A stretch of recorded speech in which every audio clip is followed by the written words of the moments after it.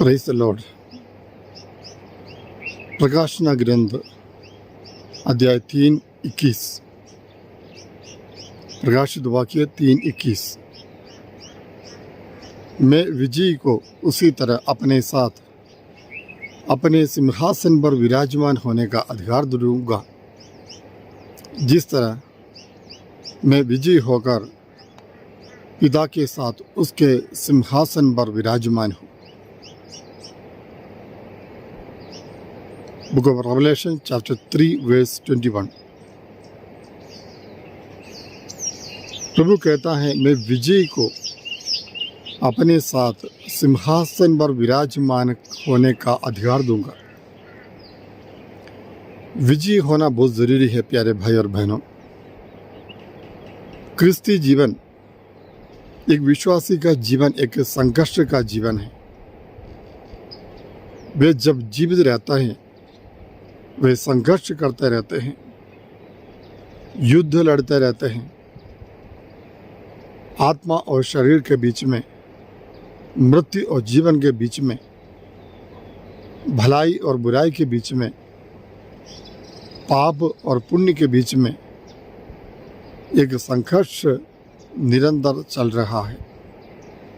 इस संघर्ष में जो विजयी होते हैं वह प्रभु के साथ, प्रभु यीशु के साथ सिंहासन पर विराजमान होंगे। परमेश्वर ये वादा करना चाहता है कि विजयी होना जरूरी है। दुनिया की दृष्टि में, संसार की दृष्टि में विजयी होने से ये सिंहासन हमें हासिल नहीं होगा। प्रभु की दृष्टि में विजय होना हो तो सबसे प्रथम हमारे लिए जरूरी है कि हम अपने जीवन के सभी पापों पर विजय पाए, सभी बुराइयों पर विजय पाए। चारों तरफ पाप का माहौल है, बुराई सब दूर फैली गई है। ऐसी परिस्थिति में एक विश्वासी को इन बुराइयों से अपने आप से दूर रखते हुए, अपने आप को दूर रखते हुए, हर प्रकार के पापों से अपने आप को दूर रखते हुए पवित्रता में जीवन बिताना चाहिए। अगर आप उस सिंहासन को मन में देखते हुए जीवन बिताते हैं तो जरूर यहाँ पर इस संसार में मिलने वाले छोटे मोटे ताजों के लिए, छोटे मोटे मुकुटों के लिए आप लालायित नहीं होंगे। तो उस सिंहासन को देखना है, विजयी होना जरूरी है। पाप पर विजय पाना, साथ ही साथ जीवन में आने वाले हर एक परीक्षाओं पर, प्रलोभनों पर विजय पाना ये ज़रूरी है। शैतान हमारे सामने जो भी प्रलोभन डालते हैं या संसार हमारे सामने जो मोह माया रखते हैं, उससे, उस प्रलोभन से अपने आप को दूर रखना एक विश्वासी के लिए अत्यंत महत्वपूर्ण है।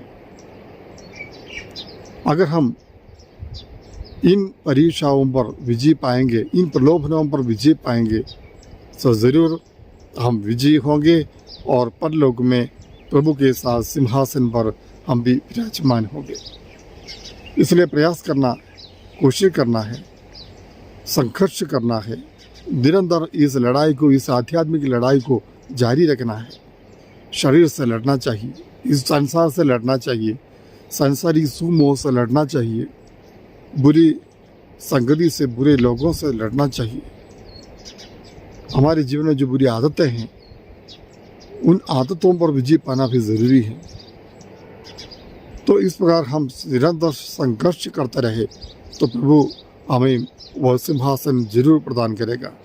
इस लड़ाई में, संघर्ष में हम अकेले नहीं हैं, बल्कि प्रभु हमारे साथ है, प्रभु का आत्मा हमारे साथ है, प्रभु हमारी अगुवाई करेगा। इसलिए निर्गमन ग्रंथ अध्याय 14 में कहा गया है, तुम शांत रहो और प्रभु तुम्हारे लिए युद्ध लड़ेगा। आमीन। आज के इस वचन के लिए प्रभु धन्यवाद। संघर्ष में इस जीवन में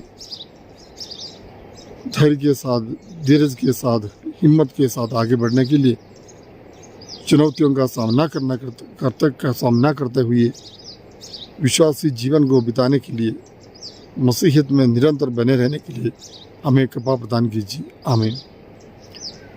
सर्वशक्तिमान ईश्वर, पिता और पुत्र और पवित्र आत्मा आपको आशीर्वाद प्रदान करें और इस संघर्ष में आपको विजयी बनाए। आमीन।